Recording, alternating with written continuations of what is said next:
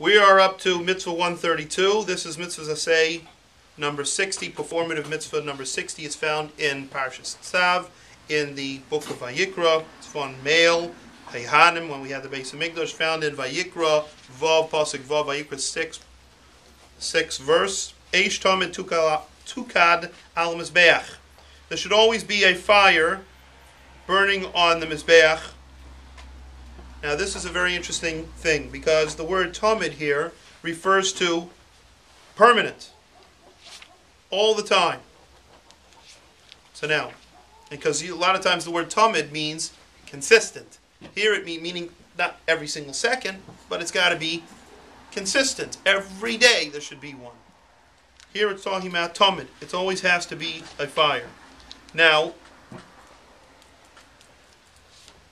even though the fire would descend from Shamayim, the fire would come down from heaven and burn up the karbonos.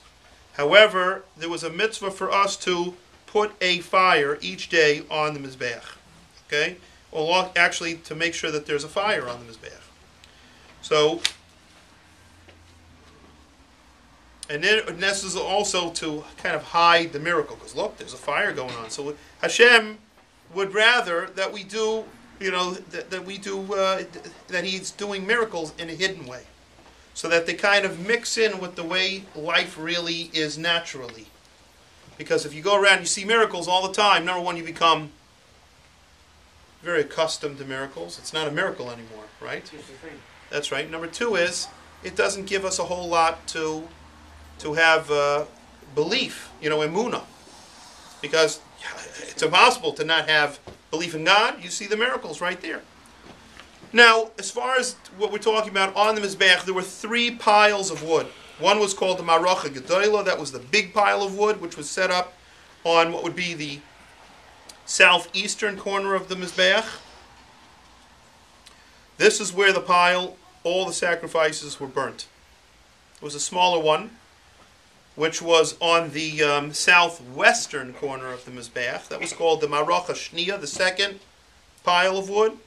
There, live coals were taken and carried inside inside what we call the Heichal, the part of the Beis Hamikdash, to burn with the Ketores, the incense, on the inside Mizbeach called the Mizbeach Hazav, the golden Mizbeach. And then there was a third fire, which was in order to have this mitzvah that there should always be a fire, and that was in the northern side. Like we said before, it was the south. Then on the northern side, there was on the Mizbeach, there was a fire, wood that was there. That was to keep this mitzvah that there should always be a fire in the Mizbeach. Now, if the menorah would ever go out, for whatever reason, because it was supposed to be a mitzvah to keep that the menorah always stay lit, at least one, the Ner Ma'aravi, right? Then, if that ever went out, it could only be relit from this outside Mizbeach. And this is probably what it's referring to, was from this, from this,